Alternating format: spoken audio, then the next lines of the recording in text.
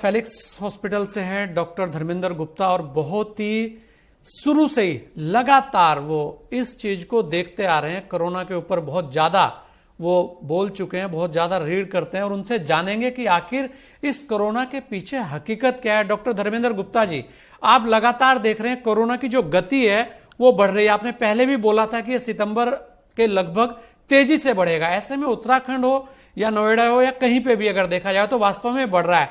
आपको क्या लगता है कि इसे बढ़ने के साथ साथ इसे रोका कैसे जाए और कैसे लोग इससे सुरक्षित हो? जी डॉक्टर धर्मेंद्र गुप्ता जी। जी, तो हमें बहुत पहले से पता लग चुका था कि कोरोना जो वायरस है बहुत ही कॉन्टेजियस वायरस है। मतलब ये बड़ा ही पर्सन टू पर्सन लोगों के बीच में खांसने से, छींकने से, छूने से या यहाँ तक कि सांस तेज लेने से, बाहर लेने से ड्रॉपलेट बाहर निकलते हैं और हम एक दूसरे को इन्फेक्ट कर सकते हैं। इवन जो हम सरफेस को टच करते हैं उनसे भी एक दूसरे में फैल सकता है। तो ये बहुत ही कॉन्टेजियस वायरस है। जैसे चिकन पॉक्स और माता होता है जिसके हम बारे में बात करते हैं, ऐसा एक कॉन्टेजियस वायरस है और इसकी कोई भी वैक्सीन नहीं है। हमें ये भी पता था बहुत पहले से। इसका सिर्फ बचाव था कि हम कैसे प्रिवेंट कर सकें, कैसे हम ध्यान रख सकें कि हमें मास्क पहनना है, हाथ धोने हैं, भीड़ भाड़ वाले इलाकों में नहीं जाना है, फिजिकल डिस्टेंसिंग फॉलो करनी है। वो शायद शुरुआत में हमने पालन किया, लॉकडाउन में पालन किया। कुछ लॉकडाउन की गलतियां थी जो हम आज तक भुगत रहे हैं। तो लेबर माइग्रेशन हुआ उस समय, या जो भी जमात वाले केसेस हुए हैं, तो उसकी वजह से ये गांव में और छोटे शहरों में फैल गया।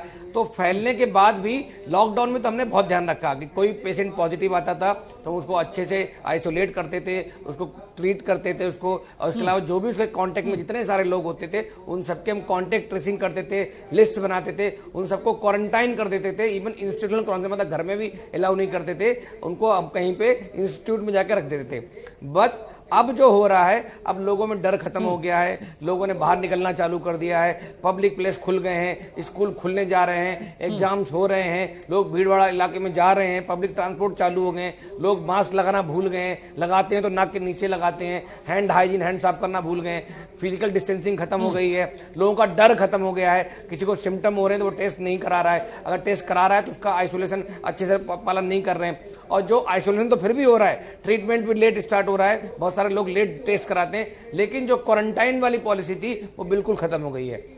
अब अगर कोई कोरोना पॉजिटिव केस आता तो बिल्कुल नॉर्मल लाइफ में जैसे नॉर्मल चीजें लेते हैं उस तरह से ले रहे हैं। तो शायद हम लोग कुछ गलतियां कर रहे हैं, कुछ हम लोग ध्यान कम रख रहे हैं, कुछ हम लोगों ने अपने जो गाइडलाइंस थी उनको फॉलो नहीं किया, सरकार की गाइडलाइन थी, तो इसलिए शायद हमें भुगतना पड़ रहा है, इसलिए केसेस बढ़ रहे हैं। क्योंकि तापमान भी और कम हो रहा है, इवन उत्तराखंड में तापमान और कम हो जाएगा और कम तापमान में वायरस और ज्यादा ग्रो करता है तो चांसेस और बढ़ने के हैं। और उत्तराखंड में सबसे बड़ी प्रॉब्लम क्या है, वहां पे मेडिकल फैसिलिटीज बहुत अच्छी नहीं है, या है तो बहुत दूर दूर है, लोगों को शिफ्ट करना, ट्रांसपोर्ट करना पेशेंट को बहुत दिक्कत हो जाएगी। और चूंकि बीमारी कॉन्टेजियस है तो लोग मरीज को दूर रहना चाहते हैं, छूना नहीं चाहते, स्टिग्मा है। तो इसलिए उत्तराखंड में तो और ज्यादा लोगों को ध्यान रखना चाहिए। जो प्रिवेंटिव मेजर्स हैं, जो हमारे रोकथाम के तरीके हैं, उनका अच्छे से हम पालन करें, सो दैट एक कहीं ना कहीं इसको हम लगाम लगा सकें। अगर लगाम नहीं लगा पाए तो जैसे जंगल में आग नहीं फैलती वो उस तरह से फैलती जा रही है, उसको हम रोक नहीं पा रहे हैं। हाँ बिल्कुल, जैसे डॉक्टर साहब बता रहे हैं, ये बड़ी ही एक बड़ी बात है कि जो चीजें पहले हम करते आ रहे हैं उसमें कहीं ना कहीं लापरवाही हुई है, और लापरवाही हुई है तो नतीजे सामने आ रहे हैं लापरवाही के, और लापरवाही के साथ साथ राजनीति अलग से घुस गई उसके अंदर। अगर हमारे साथ डॉक्टर नारायण जी भी जुड़ चुके हैं। डॉक्टर साहब, क्या कहना चाहेंगे आप उत्तराखंड को लेकर, क्योंकि आप देहरादून में सभी स्थितियों को देख रहे हैं और लगातार अब ये बढ़ता जा रहा है और ऐसा लग रहा है कि हर दूसरे तीसरे आदमी को कोरोना की जो शिकायत है वो हो रही है। एक बात तो यह है कि कुछ ना कुछ तरीकों से जो लोगों के अंदर डर है, वो जो डर हम कहेंगे डर अभी भी है, जो जांच को लेके डर है, जो चीजों को और जांच सही ना होने का जो डर है, ये भी अपने आप में इसमें बहुत अहम एक